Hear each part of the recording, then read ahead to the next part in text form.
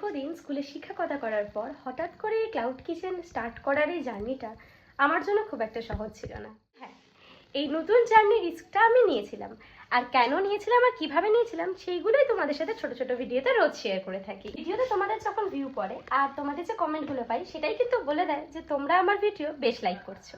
তার সাথে সাথে যেটা পাই সেটা হলো তোমাদের অনেক কমেন্ট, আর সেটাই বলে দেয় তোমাদেরও কিন্তু আস্তে আস্তে ইন্টারেস্ট বাড়ছে এই ক্লাউড কিচেন বিজনেসে। তাহলে চলো, আজকে থাকলো তোমাদের জন্য আরো একটা প্রশ্নের উত্তর। কিচেন করতে হলে ঠিক কতটা ক্যাপিটাল লাগবে, এই প্রশ্নটাই সবাই আমাকে সবার ফার্স্ট করে থাকে। তো আজকে সেইটার উত্তর দিয়ে দিই, চলো।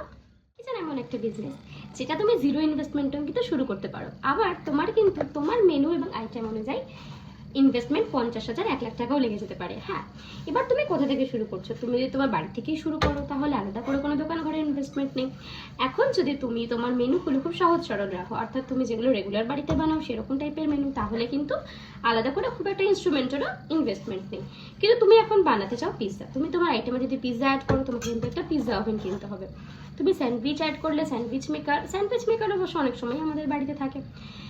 ডিপ ফ্রায়ারের যদি ফ্রাইড আইটেম থাকে তাহলে একটা ডিপ ফ্রায়ার কিনে নেওয়াটা অনেক বেটার আমার মনে হয়। সেরকম ছোটো ছোটো ইনভেস্টমেন্ট তখন কিন্তু তোমাকে করতেই হবে।